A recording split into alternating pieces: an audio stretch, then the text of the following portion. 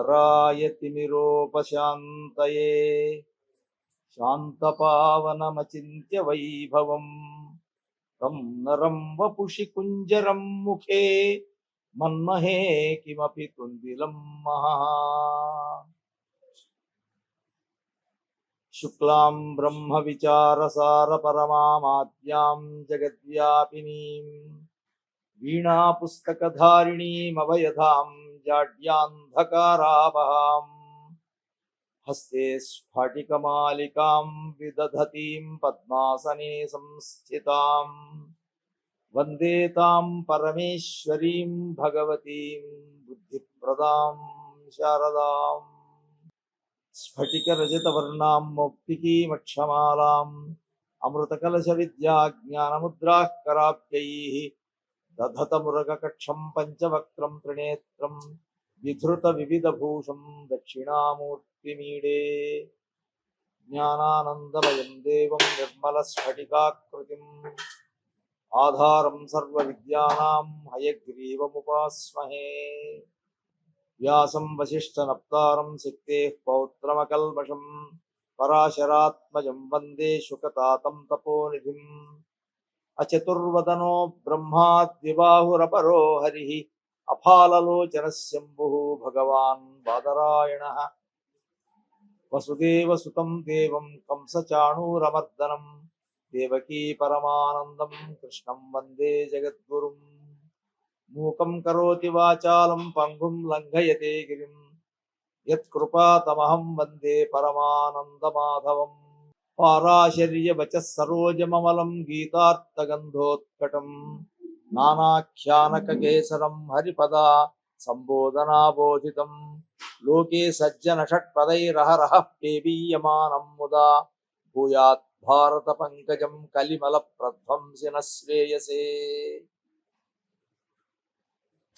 नमो देव्यै महादेव्यै शिवायै सततं नमः। नमः प्रकृत्यै भद्रायै निहताः प्रणतास्मतां।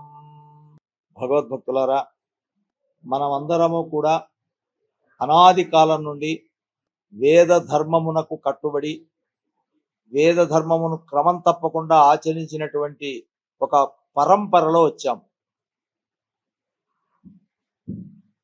మరి ఎప్పుడు మనం చాలా చోట్ల విని ఉంటాం, వేదమేమిటి, వేద పండితులని, వేదమునకు ప్రాధాన్యతని అన్నీ చెప్తూ ఉంటారు. మన ఈ భారతదేశంలో ముఖ్యంగా హిందూ ధర్మం అని పిలువబడుతున్నటువంటి మన ధర్మంలో మనకు అత్యంత ప్రమాణమైనటువంటిది వేదం. వేదమును మించిన ప్రమాణం లేదు.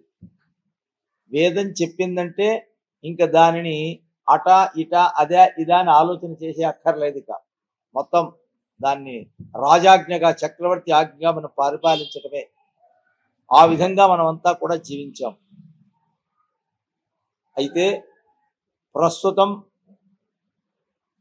మనం కలియుగంలో నడుస్తూ ఉన్నాం. కాలము అనేటటువంటిది మనకు ఉదయము, మధ్యాహ్నము, సాయంకాలం అని ఎట్లా కాలం గడిచిపోతూ ఉంటుందో అలాగే ధర్మము అధర్మము అనేటటువంటి ధర్మములతో మిళితమైనటువంటి కాలం కూడా నడిచిపోతూ ఉంటుంది. ధర్మబద్ధంగా ఉండేటటువంటి వాళ్ళు ధర్మం జయిస్తుందని నమ్ముతున్నారు. అదే జరిగింది. ఒకానొక పరమాత్మ ఆయన ఎట్లా ఉంటాడో, ఏ రూపంలో ఉంటాడో, అతడు దేవినా, దేవతనా, రాముడా, కృష్ణుడా, అమ్మవారా, గణపతి, సుబ్రహ్మణ్యేశ్వర స్వామి అనేటటువంటి రకరకాల ఆరాధనలంతా మనం చేస్తూ ఉన్నాం, పరమాత్మను భావిస్తున్నాం. అయితే వేదములు ఆ పరమాత్మ ఏ రూపంలో ఉంటాడు, ఎలా ఉంటాడు, భగవంతుడు అంటే ఏమిటి, మనం ఎవరం, ఎక్కడి నుంచి వచ్చాం, అసలు పుట్టడం ఏమిటి, కొన్నాళ్ళు బతకడం ఏమిటి, తర్వాత ఎక్కడికి వెళ్ళిపోతాము, పోయిన వాళ్ళంతా ఏమైపోయారు, కొత్తది వస్తున్నది, పాతది పోతున్నది, ఈ యొక్క చక్ర భ్రమణంతా నడుపుతున్నది ఎవరు అనేటటువంటి దాన్ని చక్కగా పరిశీలన చేసి దాన్ని గురించిన స్పష్టమైనటువంటి సిద్ధాంతాన్ని, ఆచరణ యోగ్యమైనటువంటి విశేషాంశాల్ని మనకు మన మహర్షులు తెలియచేసి ఉన్నారు. మన ధర్మమంతా ఋషి ప్రోక్తం. మహర్షులు మనకి అనుగ్రహించారు. ఆ మహర్షులు చాలా మంది ఉన్నారు. మహర్షులు వేద మంత్రముల ద్వారా పరమాత్మ యొక్క తత్వాన్ని దర్శించినటువంటి మహనీయులు చాలా మంది ఉన్నారు, మహర్షులు. అందుకే మనం ఋషులు చెప్పినటువంటి మార్గంలో నడుస్తున్నాం. దీన్ని ఆర్ష ధర్మం అని అంటున్నారు. ప్రస్తుతం మనము ఏది ఆర్ష ధర్మము, ఏది మిగతా ధర్మాలు, మిగిలిన మతాలకు, మిగిలిన ఆచారాలకు, పద్ధతులకు, దేశాలకు, మానవులకు, జాతులకు ఈ తేడాలు ఏమిటి, ఏది శ్రేష్టమైనది అని తేల్చుకోలేక లక్షలాది మంది ప్రజలు ఎవరి పాటికి వాళ్ళంతా ఆయా మార్గాలను అనుసరించి వెళ్ళిపోతూ ఉన్నారు. అయితే స్పష్టంగా మనకి ఈ విషయాన్నంతా తెలియచేయటానికి ఆ పరమాత్మే శ్రీమన్నారాయణుడే వేదవ్యాస మహర్షిగా ఆవిర్భవించారు. భగవాన్ వేదవ్యాసుల వారు వచ్చారు. మన దురదృష్టం ఏమిటంటే వేదవ్యాసులంటే ఎవరో తెలియదు, ఋషి అంటే సంప్రదాయం అంటే ఏమిటో తెలియదు, ఋషులంటే ఎలా ఉంటారో తెలియదు. కాకపోతే రాముడు అనేది బాగా ప్రచారమైంది, శివుడు అనేది ప్రచారమైంది కాబట్టి అమ్మవారు గుళ్ళు వెళ్తున్నారు, లలితా సహస్రనామాలు అంటున్నారు, విష్ణు సహస్రనామాలు అంటున్నారు, ఆరాధనలు పూజలు ఏవో జరుగుతున్నాయి. వేలం వెర్రిగా లక్షలాది మంది పోతున్నారు, వస్తున్నారు. ఏం చేస్తున్నారో, వీటి స్వరూపం ఏమిటో మనకు అర్థం కావటం లేదు.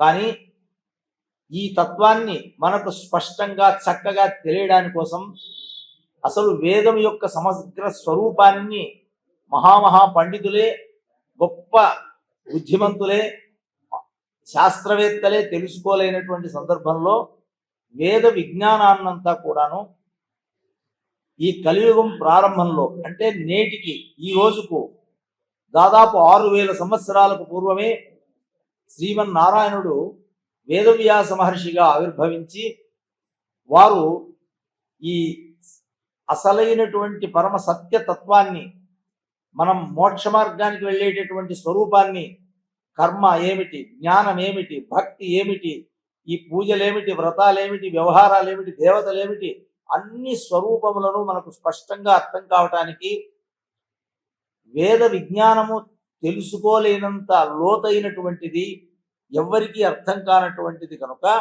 ఆ వేద విభాగాన్ని ఆయన ఋగ్వేదమని కొంత భాగాన్ని, యజుర్వేదమని కొంత భాగాన్ని, సామవేదమని కొంత భాగాన్ని, అథర్వవేదమని భాగాన్ని చేసి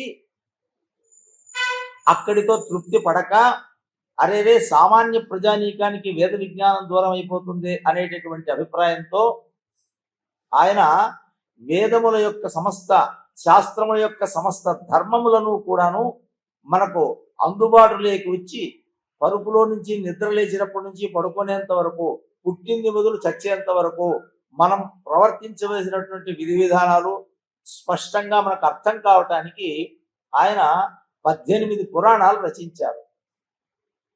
ఆ 18 పురాణాల్లో కూడాను అనేకములైనటువంటి విషయాలు చెప్పబడ్డాయి. ఇప్పుడు మనం అంతా ఆచరిస్తున్నది ఆ పురాణాల్లో ఉన్నటువంటి పూజలే. ఇప్పుడు వినాయక చవితి వ్రతం రాబోతున్నది, అనంత పద్మనాభ వ్రతం వస్తున్నది, వరల మహాలక్ష్మి వ్రతం వస్తున్నది, లలితా సహస్రనామం ఉన్నది, అనేక దేవతాస్తో ఇవన్నీ ఎక్కడంటే అన్నీ కూడా పురాణాల్లో చాలా స్పష్టంగా వేదవ్యాస మహర్షి వారు అనుగ్రహించింది. మన దురదృష్టం ఏమిటంటే భారతదేశంలో ఇంత మహోపకారం చేసి మనల్ని అనుగ్రహించినటువంటి వేదవ్యాస మహర్షి అంటే ఏమిటో 99% మందికి తెలియకుండా అయిపోయింది.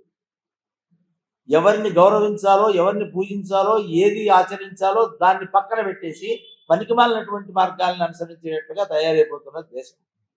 నిద్ర లేచిన వెంటనే పరుగులో ఏ మహానుభావుని స్మరించవలనో వాళ్ళిద్దరే ఉన్నారు. ఒకరు భగవాన్ వాల్మీకి మహర్షి గారు, మరొక్కరు భగవాన్ వేదవ్యాసుల వారు. భగవాన్ అని ఎందుకు అంటున్నానంటే ఆ పదము వాళ్ళకే తగినటువంటిది, కృష్ణ పరమాత్మకు తరువాత వాళ్ళకే తగినటువంటిది. వాళ్ళు నిద్ర లేచిన వెంటనే మనము ప్రాతస్మరణీయులు. వాళ్ళు లేకపోతే శ్రీమద్ రామాయణమును 24,000 శ్లోకాలతో స్వామి అనుగ్రహించకపోతే మన సమాజం ఏమైపోయి ఉండేదో తెలియదు. మన హిందూ ధర్మం నామరూపాలు లేకుండా వెళ్ళిపోయి ఉండేది. భగవాన్ వేదవ్యాస మహర్షి కొన్ని లక్షల శ్లోకాలతో 18 పురాణాలని మనకు అనుగ్రహించారు. వాటిని చదవటానికే మనకు ఓపిక లేదు. మరి వాళ్ళు ఎట్లా రాశారో ఎట్లా రచించారో అదంతా మనకు ఆశ్చర్యకరంగా ఉంటుంది.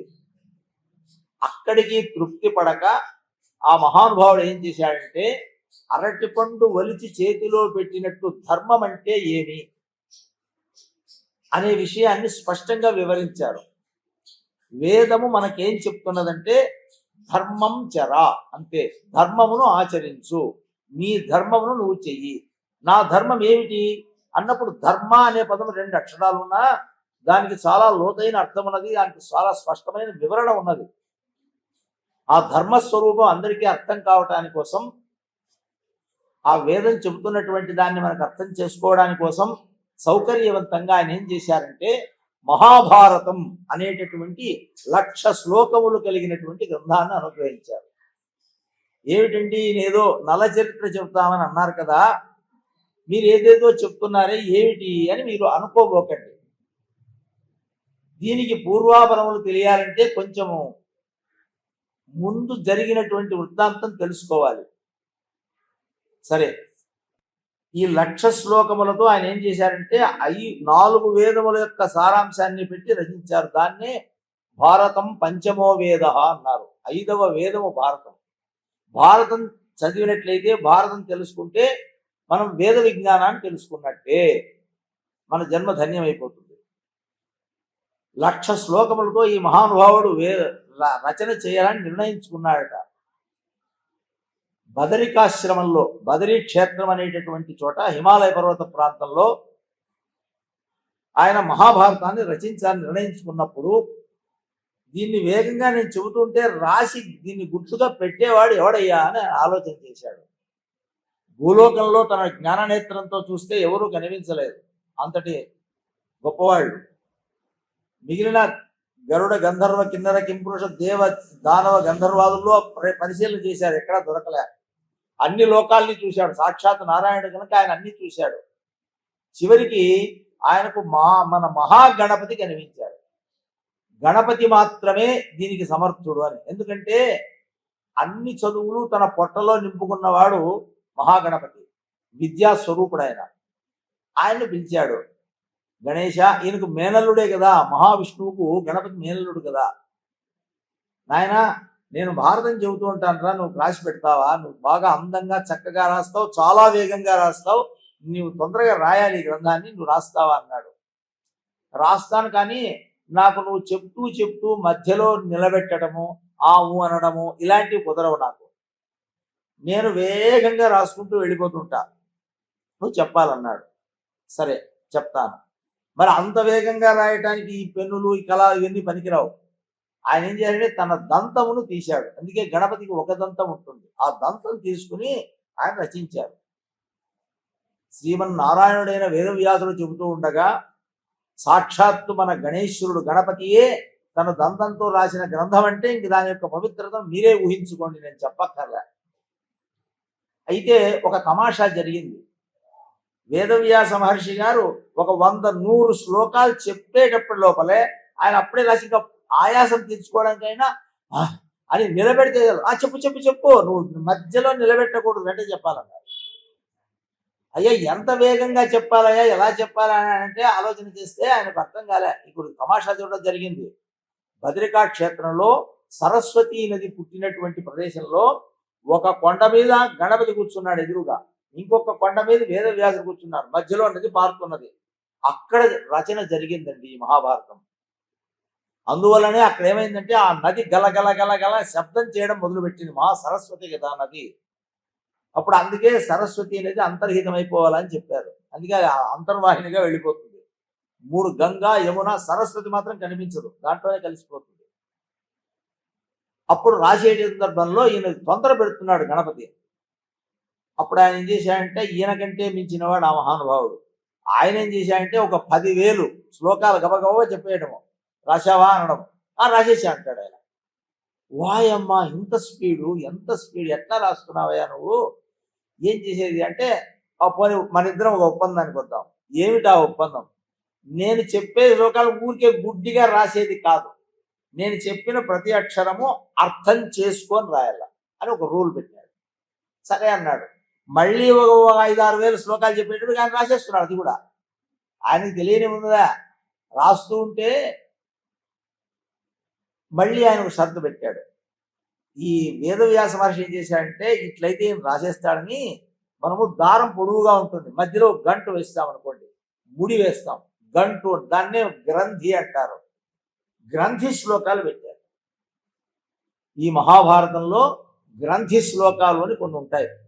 అవి ఆ చిక్కుముడి విప్పి దాన్ని సరి చేసుకొని అర్థం చేసుకునే లోపల ఈయన అప్పటికి తయారైపోయాడు. ఇంకో 10,000 ఆయన తయారైపోయాడు శ్లోకాలు. అట్లా ఈ మహాభారతంలో మామూలుగా ఏదో సంస్కృతం చదువుకున్నందువల్ల ఏదో ఒక చదువుకున్న వాళ్ళకందరికీ అర్థమయ్యేటటువంటి విషయం కాదు, అర్థం అవుతూ ఉంటుంది. కానీ గ్రంథి శ్లోకాలు ఉంటాయి, చాలా లోతుగా ఉంటాయి. ఈ మహాభారతంలో 1,00,000 శ్లోకాలు ఆ విధంగా మహాగణపతి చేత రచింపబడినటువంటి మహాగ్రంథం ఇది. ఇది ఎందుకు చెప్పానంటే, నల చరిత్రము అనేటటువంటిది ఎక్కడిది అని ప్రశ్న వచ్చినప్పుడు, అయ్యా ఇది మహాభారతంలో చెప్పబడినటువంటి విషయం. సావిత్రి, సతీ సావిత్రి కథ, తర్వాత మనకు ఈ అనేక కథలన్నీ కూడాను మహాభారతంలో వచ్చేటటువంటివే. ఆయన ఈ నల చరిత్రము అనేటటువంటి దాన్ని చెప్పారు. ఇదే భారతంలోనే శ్రీమద్ భగవద్గీత చెప్పారు. ఇదే భారతంలోనే శివ సహస్రనామం చెప్పారు, విష్ణు సహస్రనామం చెప్పారు, సూర్య ఉపాసనకు సంబంధించిన విషయాలు చెప్పారు, అనేక స్తోత్రాలు, చాలా విషయాలని వేదములలో ఏవేవి ఉన్నాయో వాటన్నింటినీ మనకు శుభ్రంగా కలిపి చేతితో గోరుముద్దలు తినిపించినట్టుగా మనకు అందాలన్న ఉద్దేశంతో ఆయన ఇచ్చారు. ఈ నల చరిత్రం యొక్క గొప్పతనం ఏమిటండి? మీరంతా ఏం చేశారంటే, వీళ్ళు చాలా కాలంగా అడుగుతున్నారు, అయ్యా నల చరిత్రని చెప్పించాలండి ఒకసారి అని అన్నారు. నల చరిత్రమునకు ప్రత్యేకమైనటువంటి ఒక గౌరవ స్థానం ఉన్నది. ఇది శాంతి గ్రంథం. ఇది ఎవరైతే చెప్పిస్తారో, ఎవరైతే వింటారో, ఎవరైతే చెప్తారో అటువంటి వాళ్లకు కలిదోషం అంటదు. కలిదోషం ఏమిటి చెప్తారు.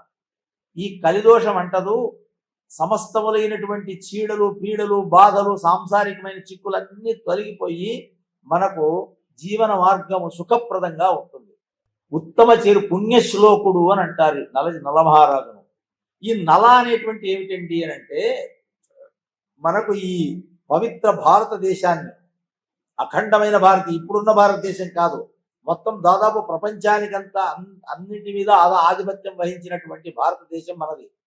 మన భారతదేశాన్ని పరిపాలించినటువంటి వాళ్ళల్లో 16 మంది రాజులు ఉన్నారు. వాడిని షోడశ మహారాజులు అని అంటున్నారు. షట్ చక్రవర్తులు ఉన్నారు. చక్రవర్తులు 6 మంది: హరిశ్చంద్రుడు, నలుడు, పురుకుత్సుడు, పురూరవుడు, సగరుడు, కార్తవీర్యార్జునుడు అని వీళ్ళున్నారు. ఒక్కొక్క చక్రవర్తి యొక్క చరిత్ర అద్భుతంగా ఉంటుంది. ఇవంతా భాగవతాది పురాణాల్లో, అన్ని పురాణాల్లోనూ ప్రస్తావనకు వస్తుంది. ఇదంతా ఒక్కొక్కరికి ఒక్కొక్క ప్రత్యేకత. ఉదాహరణకు ఒక చిన్న విషయం చెబుతాను. కార్తవీర్యార్జునుడు అని ఒక మహారాజు చక్రవర్తి. ఆయన ఎంత గొప్పవాడంటే, ఆయనకు 1000 చేతులు ఉంటాయట.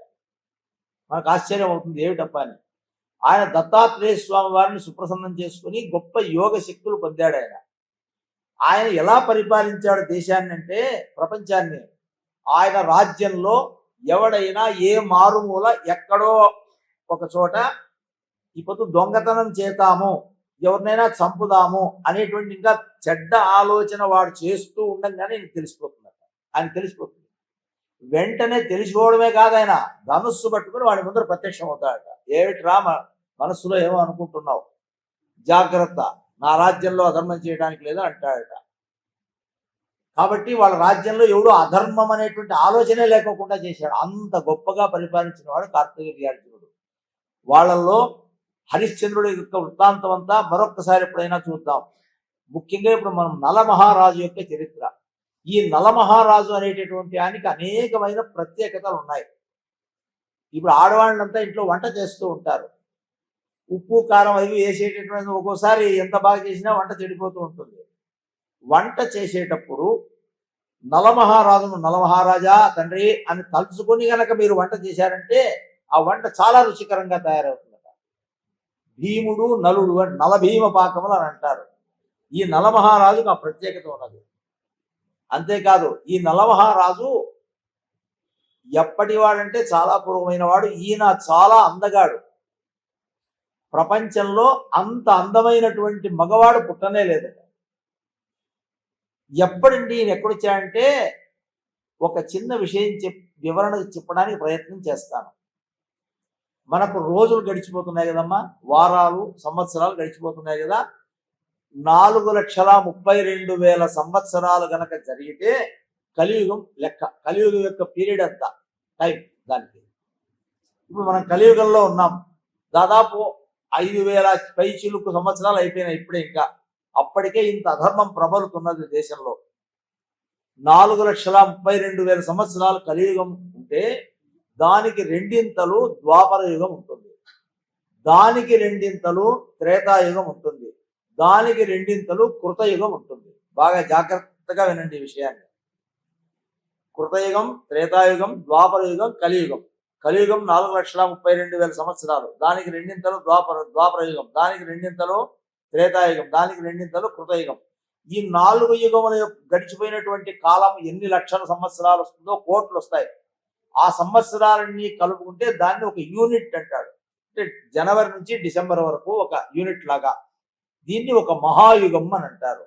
ఇటువంటి మహాయుగాలు 71 జరిగితే ఒక మన్వంతరం అంటారు. సంకల్పం చెప్పేటప్పుడు వైవస్వత మన్వంతరే అని మీ ఆచార్యులు మీ గురువు గారికి చెప్తూ ఉంటారు సంకల్పాల్లో. 6 మంది మనువులు పోయినారు అప్పుడే. 7వ మనువు నడుస్తున్నది ఇప్పుడు. ఈ 14 మంది మనువులు ఎంతకాలం అవుతారంటే 71 మహాయుగాలు అయ్యేంత కాలం ఆయన ఉంటాడు. ఆ మనువు పోతే ఇంకో మనువు వస్తాడు. అటువంటి మనువులు 14 మంది ఉన్నారు. ఆ 14 మంది జరిగే కాలం అయితే కోట్ల మనకు తిక్కబడుతుంది అసలు ఎంతకాలం ఉంటుందో అనేది. ఈ అఖండమైన కాలం ఇది. ఎన్ని సంవత్సరాలు తెలియదు. ఈ కాలం అంతా కలిస్తే బ్రహ్మదేవుడికి ఒక పగలు. మళ్ళీ అంతకాలమే అన్నేళ్ళు నడిస్తే బ్రహ్మకు ఒక రాత్రి. ఆ విధంగా బ్రహ్మకు 100 సంవత్సరాలు పుడతాడు ఆయన తన కాలం ప్రకారం. ఇప్పుడున్న బ్రహ్మ అద్య బ్రహ్మణ అని చెప్తూ ఉంటారు సంకల్పాల్లో. ఇప్పుడున్న బ్రహ్మదేవుల వారికి 50 ఏళ్ళు గడిచిపోయినాయి అప్పుడే. అంటే ఎంతకాలం అయిందో ఈ సృష్టి ఎట్లయిందో మీరు ఊహించుకోవచ్చు. మన ఊహకు అందదు. ఆ బ్రహ్మదేవుడు సృష్టిలో ఇన్ని జరిగిపోతున్నాయి కదా. మనం రాముణ్ణి పూజ చేస్తున్నాం. మన రాముల వారిని, రాముడు సీత అని కళ్యాణం అన్ని బాగా భక్తిగా చేస్తున్నాం. రాముడు పుట్టినటువంటిది త్రేతాయుగంలో. ఇప్పుడు జాగ్రత్తగా అర్థమవుతుంది మనకు. త్రేతాయుగంలో కృతయుగం అయిపోయింది. త్రేతాయుగంలో రాముడు పుట్టాడు. రాముడు పుట్టడానికంటే చాలా ముందు ఈ నలమహారాజు ఉన్నాడు. ఆ రాముడు కూడా ఇప్పుడు మొన్న పోయిన ఈ కలియుగం కదండి, దీనికి ముందు ద్వాపరం కదండి, దానికి ముందు త్రేతాయుగం కదండి, అప్పుడు పుట్టాడంటే కాదట. ఇప్పటికీ ఇట్లాంటి యూనిట్స్ చెప్పానే మహాయుగాలు. కృత, త్రేత, ద్వాపర, కలియుగం అనేటువంటివి 27 అయిపోయినాయి. ఇప్పుడు 28వ నడుస్తుంది యూనిట్. మీకు ఎట్లా చెప్పారండి అంటే మన మహర్షి ప్రతిదీ లెక్క రాసి పెట్టారు. దీంట్లో రాముడు జన్మించినది, రాముడి పెళ్లి జరిగింది, ఇవన్నీ కూడా ఇప్పటికి 28వ మహాయుగంలో జరిగిన వ్యవహారం. అందుకనే రామాయణంలో చెప్పబడినటువంటి చాలా విషయాలే కాదు, ఈ పురాణాల్లో, మన ధర్మ గ్రంథాల్లో, మన దానిలో చెప్పబడినటువంటివి చాలా విచిత్రంగా ఉంటాయి. మనకు అర్థం కాదు. వాళ్ళంతా అట్లా చెప్పారు, ఇప్పుడు చూస్తే ఇట్లుంది అని అనిపిస్తుంది. ఒక 100 సంవత్సరాల కిందట అనంతపురం యొక్క ఈ ప్రాంతం, అశోక్ నగర్ ప్రాంతాన్ని, జీరస్ నగర్ ప్రాంతాన్ని గురించి ఎవరైనా తెలిసిన వాళ్ళు ఉంటే 100 ఏళ్ల కిందటి వాళ్ళని పిలుచుకొస్తే ఏమో ఇట్లుందని అంటాడు. ఎందుకంటే మార్పు అయిపోతుంది. కాలం అనేటువంటిది మొత్తం మార్చేస్తుంది. ప్రకృతిని, మనుషుల్ని, జీవుల్ని అందరినీ వేసి కలగాపుగా తిప్పి పారేస్తుంది. మనము జొన్నలు పిండి మిషన్లో వేస్తే లోపల గరగర తిప్పి వాటిని విసిరి అవతల ఎట్లా కొడుతుందో అట్లా ఈ కాలం అన్ని జీవులను తిప్పుతూ ఉంటుంది. సరే కదా. రాముడి కంటే చాలా పూర్వీకుడు ఈయన. అందువల్ల ఈ నల చరిత్రలో మీకు రేపటి నుంచి రాబోయేటువంటి ఈ కథాభాగంలో మనం నమ్మలేనటువంటి ఆశ్చర్యకరమైనటువంటి విషయాలు వస్తాయి. మనము అయ్యో ఎట్లుంటుంది, ఎక్కడైనా ఉంటుంది అని అపనమ్మకాన్ని పెట్టుకోక్కర్లేదు. ఈ నలమహారాజుకి ఇంకా చాలా గొప్పతనాలు ఉన్నాయి. ఒక పువ్వు, వాడిపోయినటువంటి పువ్వులు కనుక అక్కడ పడిపోయి ఉంటే ఆయన కనుక వాటిని తాకితే చాలు, మళ్ళీ అప్పుడే వికసించిన పువ్వులాగా మారిపోతుంది. ఇప్పుడు ఆ తలుపు ఉన్నదనుకోండి, ఇట్లా వెళుతుంటే కొంచెం వంగిపోవాల్సి వచ్చింది అనుకోండి, ఆయన వంగడు, ఆయన నేరుగా వెళ్తుంటే తలుపే పైకి వెళ్ళిపోతుంది, ఆయన దారి వదులుతుంది. అంతటి మహానుభావుడు ఆయన. ఆయన నీళ్ళే లేని చోట నీళ్లు సృష్టించగలడు, అగ్ని లేకుండానే వంట చేయగలడు ఆయన. ఆయన చరిత్ర అంతా ఇంకా చాలా వస్తుంది రండి. మన్మథుడు అని అంటారే, అది ఆయన ఇంకా తక్కువ వస్తుంది ఆయనకు. అంతటి అందగాడు. పవిత్ర చరిత్ర కలిగినటువంటి నలమహారాజు చరిత్ర చెబితే రాముడికి చాలా ఇష్టం, ఎందుకంటే రాముడి పూర్వీకుడు ఆయన. అటువంటి మహానుభావుడి యొక్క చరిత్రని చెప్పుకోబోతున్నాం. ఇంతకు ఏమిటండి ఇది వ్యవహారం అని అంటే, ఇప్పుడు కలియుగం నాయన. కలియుగం అంటే ఏమిటి అంటే అధర్మము, హింస, అన్యాయము, మోసము, దౌర్జన్యము, కొట్లాటలు, తల్లికి పిల్లకు కూడా పడకపోవడం, భార్యాభర్తలకు కూడా పొట్లాట రావడం, అన్నదమ్ములు కొట్టుకు చావడం, ఈ మొదలైన అన్ని లక్షణాలు కూడా కలిలో వస్తాయి. కలి యొక్క లక్షణం అది. ఈ కలికాలానికంతా కలిగి ఒక ఆయన ఉంటాడు, ఆయన కలి పురుషుడు అని అంటున్నారు. ద్వాపర పురుషుడు, కలి పురుషుడు వీళ్ళంతా వస్తారు. ఇప్పుడు కథలో రాబోతారు రేపటి నుంచి మీకు, ఎందుకంటే ముందుగానే ఇన్ని విషయాలు మీకు అందజేస్తున్నాను. ఆ కలి పురుషుడు ఎక్కడ ఉంటే అక్కడ సుఖము ఉండదు. ఇప్పుడు కలికాలం, అందుకే మనకు చూడండి అన్ని సౌకర్యాలు ఉన్నా దాదాపు 100 సంవత్సరాలు 150 సంవత్సరాల పూర్వం మన పెద్దలంతా జీవించారు కదండి. వాళ్ళు ఎంత ఆరోగ్యం, మందులు, ఇన్ని మెడికల్ షాపులు, ఇన్ని కాలేజీలు, ఇన్ని వ్యవహారాలు ఇన్ని ఉన్నాయా? వాళ్ళు ఎంత సుఖంగా రత్నాలు రాసులు పోసి అమ్ముకున్నారు, బంగారు పాత్రలే వాడారు వాళ్ళు. ఏది మన ఇన్ని కోట్ల ఆస్తులు సంపాదించుకున్నా మనకు మనశ్శాంతి ఉండదు. ఇది కలిపురుషు యొక్క లక్షణం. ఇంకొక విశేషం ఏమిటంటే, శనివారం నాడు, శని అంటే చాలా మందికి చాలా భయం. శని త్రయోదశి అంటే పరిగెత్తిపోతూ ఉంటాం మనం. శని మహాత్ముడు, శని వేరు కలి వేరు, బాగా గుర్తుపెట్టుకోవాలి. కలి ఉండే చోట శని మహాత్ముడు వీర విజృంభణం చేస్తాడు. కలిపురుషుడు శని మహాత్ముడు ఆయన యాక్సిడెంట్స్, చాలా బాధలు, పోట్లాటలు, నీచులతో అవమానాలు ఇలాంటివి కలగజేస్తాడు కదా శని మహాత్ముడు. ఆ శని దోషాల వల్ల మన ఇండ్లలో జరుగుతున్నటువంటి వ్యవహారాలన్నీ కూడా ఈ నల చరిత్రను ఎవరైతే వింటారో, నల చరిత్ర ఎవరు పారాయణం చేస్తారో అటువంటి వాళ్ళకి ఆ దోషములు అంటవు. అంటే శని పీడ పోతుంది, కలి పీడ కూడా పోతుంది. మనం పూర్తి ధర్మబద్ధంగా భగవంతుడికి ఇష్టమైన మార్గంలో జీవించవచ్చు. అందువల్ల నల చరిత్ర చెప్పిస్తూ ఉంటారు.